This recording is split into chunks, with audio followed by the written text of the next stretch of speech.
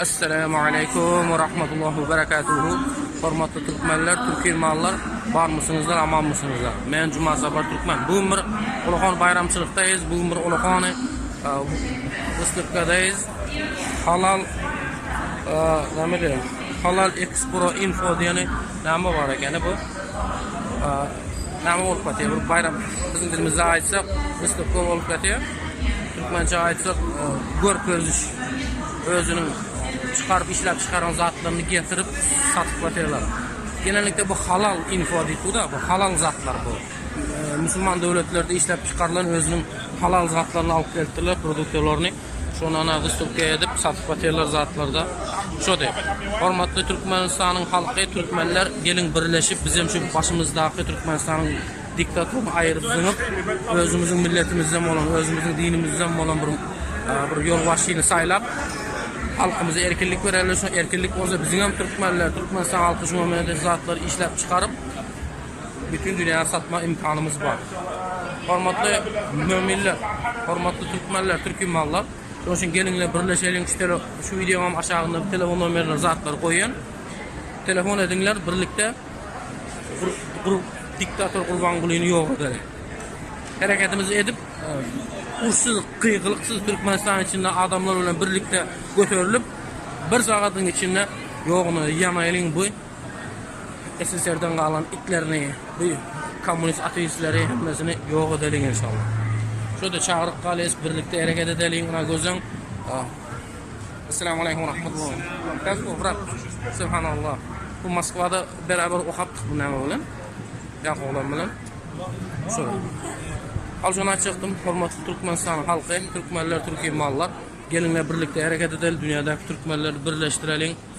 Birleştirip şu an mecbur erken hukuk devletini, erkin devletini kurup ahli senadi şehirlerini, bu telekeçiliklerini, biznes işini edecek yerlere bir imkan açıp verelim.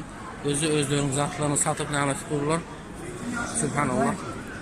Bizlere imkan açıp verelim halkımıza. Ama erkinlik gerek, adalet gerek. Adalet bozda başka hepimiz adam böyle. Adalet etmek için bir diktatörü yok atmamız gerek. Rusya'dan getirdiler, Tataristan'dan getirdiler. Çeçenistan'dan getirdiler. Şöyle. Bakacağınız özünü çıkaran, özünü işlep çıkaran mahsulatlarını alıp gelip önümlerini satışırlar. Allah Azze ve Celle yine bereket versin diye aydiyiz da. Şöyle. Şöyle müminler. Şöyle Türkmenistan'ın yağdayım, juda yaman, emmeniz biliyorsunuz, haberiniz var. Juda yaman. Çünkü diktatör halkımızın kanını içti ona. Bizim birleşelim diyse birleşip olmadı da. Birleşelim gelin birleşelim diyse diktatörün liderleri birleştirtmedi o bizlerle. Şunun için inşallah Teala Rahman özel etmemiz gerek, hareket etmemiz gerek. Nazatlarına arkadaşlar satıyorlar. Görünler. Burada da anlattı bu. Bu tane aşağı. Haydi devlette öndürüldü. Türkiye'nin galiba. Türkiye'nin bu zat anlattı. Düşündürüldüğünü vakti yok ama dinlemeye kadar. Vatandaşlar nameden bunlardan Malazya'dan geldiler. Çok güzel bir olarak. O yanlarında kimler var bilmez böyle. Bu bulup bir yanında da Araplar ve Azerbaycanlar var.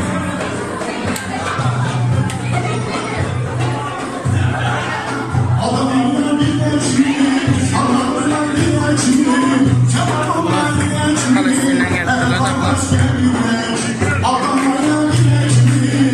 Burası Facebook'ta sıkıntı yok.